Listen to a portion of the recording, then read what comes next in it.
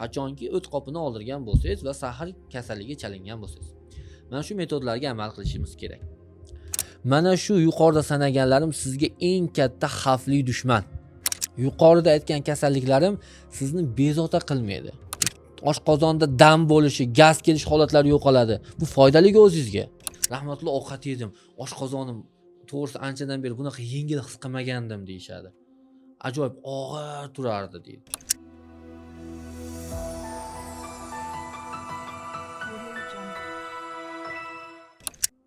Bugun sizlar bilan asosiy gaplashadigan mavzuyimiz bu juda ko'p insonlarni qiynayotgan va kommentariyada juda ko'p insonlar savollarni kuzatyapmiz. O't qopim yo'q. O't qopi yo'q bo'lsa nima bo'ladi?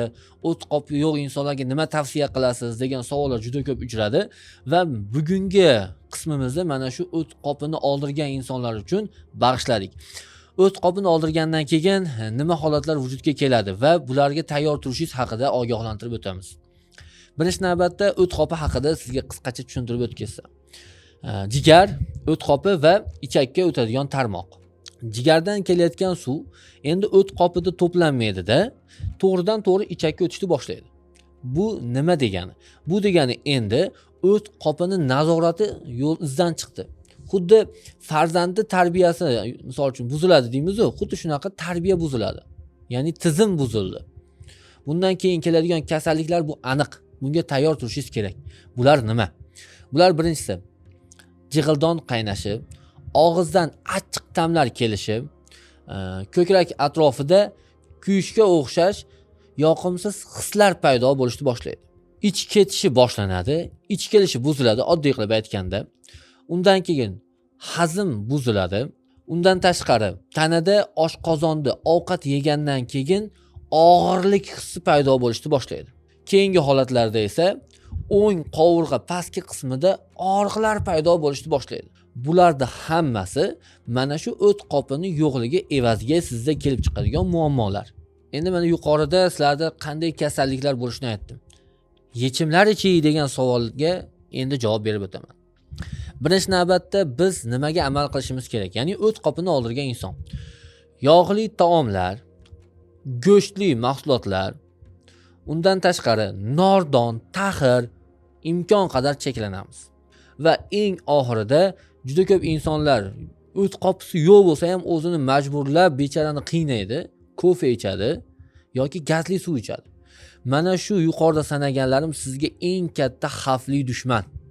Bularni umuman hayotingizdan chiqarsangiz, men sizdan bag'oyatda xursand bo'laman. Uning o'rniga nima qilamiz? Bug'da pishirilgan ovqatlarni ko'paytiring. Sutli mahsulotlarni ko'paytiring.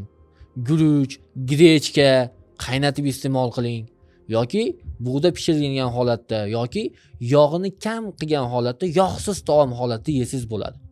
Bir narsani tushuning, har qanday ovqat yeyishingiz mumkin. Yog'li ovqat ham yeng, mayli o'sha go'shtni ham yeng, ozroq, to'g'ri ovqatlaning. O't qopini oldirgandan keyin inson bir kunda 3 mahal emas, 5-6 mahal, kerak bo'lsa 7 mahal ovqatlansa bo'laveradi. Maydalab ovqatlaning va diqqat bilan, e'tibor bilan ularni chaynab yeyishni yo'lga qo'ying. Ana shunda sizda o't qopidagi muammo, yuqorida aytgan kasalliklarim sizni bezovta qilmaydi. Qachonki yuqorida aytgan to'g'ri ovqatlanish tartibiga rioya qilsangiz. Mayli 6 mahaling nima bo'pti? Sovigan bo'lsa nima bo'pti? Bir mahal issiq, bir mahal sovuq ovqat yeng. Asosiysi sizni ana shu yuqorida sanab o'tgan ko'ngil aynishi yo'qoladi. Oshqozonda dam bo'lishi, gaz kelish holatlari yo'qoladi. Bu foydali o'zingizga. Bezovtaliklardan qutulasiz. Uning uchun shunchaki parhezga, ya'ni to'g'ri ovqatlanish tartibiga rioya qilishingiz kerak bo'ladi. Bemorlarimiz bilan ishlagan holatlar juda ko'p. Aksariyat insonlar o't qopini oldirib yubordim, endi nima qilsam bo'ladi? Kelishadi, ishlaymiz. Juda ko'plab insonlarda eng ko'p bezovta qiladigan narsa jig'ildon qaynash. Rahmatli mashayizda nimadir turadi, tushuntiraman. Jig'ildon qaynashini yo'qotish uchun birinchi navbatda ovqatni chaynab yeyishni yo'lga qo'yishimiz kerak. Nafaqat o't qopida muammosi bor, sahrli diabeti bor inson ham, boshqa tanasida muammosi bor inson ham ovqatni chaynab yeyish kerak. Lekin biz ovqatni qachon mazza qilib maromiga yetkazib chaynab yedik? Bir o'ylab ko'ring. Juda ko'p insonlar eslolmasa kerak. 1-2 oy bo'ldi, vaqt endi yo'qda, shoshilamizda. Ana shu shoshilganligimiz uchun ham tanamiz tezroq qarishga shoshilyapti. Xafa bo'lmang. Tezroq qarisam deb shoshilyapti tanangiz ham. Tezroq kasal bo'lsam deb olib ketyapti. Siz shoshilmang, xotirjam ovqat yeng. Qachonki ovqatni chaynab yeysiz, ana shunda sizga foydali bo'ladi deb tushuntiraman. Ana shu o't qopida oldirgan insonlarga parhezli rejim qilamiz. O'zlariga aytaman, kechki ovqatlarni yemang, imkon bo'lsa sabzavot yoki mevalar iste'mol qiling kechki ovqatga deyman. Xo'p deb turib kechki ovqat yemaydilar. Sabzavot va meva yeyishni boshlaydi. Obedda qo'y ovqat yeydi, chaynab aytganimdek va kechki payt mana shu meva, sabzavotlar olib kelib olishadi, iste'mol qilishadi. Ertalab usidan sanatoriyamizda sutli ovqatlar beriladi va parhezli rejim tayyor. Ertalab sutli ovqat, obedda qo'y ovqat yeb oladi, kuchga to'lib oladi va undan keyin kechki payt sabzavotlar va boshqa narsalarni iste'mol qilishni boshlaydi. Va undan tashqari maxsus metodlar orqali mana shu harakatlarni o'zgartiramiz va o't qopidagi yo'qligini, bezovtaligi yo'qoladi. Ya'ni jig'ildon qaynashi, ko'ngil aynishi, oshqozonda og'irlik hislari yo'qoladi. Rahmatli ovqat yedim, oshqozonim to'g'risi anchadan beri bunaqa yengil his qilmagandim deyshadi. Ajoyib og'ir turardi deydi. Yengillik hislari paydo bo'lishni boshlaydi. Shuning uchun juda ko'p insonlarga tavsiya qilaman, to'g'ri ovqatlanishni yo'lga qo'ying. Men yuqorida aytib o'tdim mana. Birinchi navbatda ertalabki sutli ovqatlar, kasha, shirin guruch yoki tvorog, smetana, yo'lmasa oshqovoq sutga qaynatib turib iste'mol qiling. Maza qilmaysiz. Undan keyin ana obedga mayli, o'z xohlagan qo'y ovqatingizni yeng. Yaxshilab chaynab, mayda-maydalab. Kechki paytga esa sabzavot ko'paytiring. Sabzi, bolgarskiy, kamdan kam odam yeydi bolgarskiyni. Yeng, chesnok yeng, sarimsoq yeng, ko'katlar yeng, pomidor, badiring va keyin mevaga o'ting.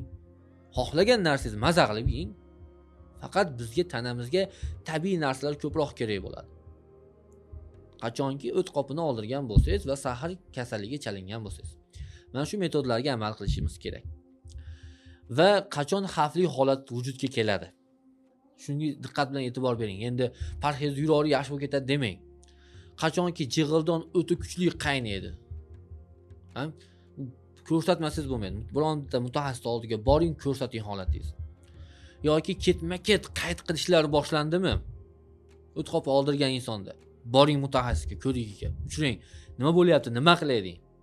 Yuqorida aytgan parhezim bilan o'zi bilan yaxshi bo'lib qolmaysiz. Va eng yomoni uchinchisi, keskin ravishda o't qopini oldirgandan keyin ba'zi insonlarda buziladi-da, keskin ravishda ozib ketib qoladi. Bu ham kasallik. Buni ham vaqtida to'g'rilashimiz kerak. Mana shu narsalarga e'tibor bilan, diqqat bilan kuzatishni boshlang. Video kimgadir foydali bo'lgan bo'lsa, kommentariyada o'zingizlarni izohinglarni yozib qoldiringlar. Inshaalloh keyingi videolarimizda 7 kunlik maxsus kurs bor. Ya'ni qanaqa kurs? Amal qilishingiz kerak bo'lgan, nima ovqat yeyishingiz kerak, nima yemasligingiz kerak 7 kun davom etadi. Mana shu haqida video tayyorlaymiz. Kuzatishda davom eting. Kimgadir foydali bo'lgan bo'lsa, yaqinlaringizga ulashib qo'ying.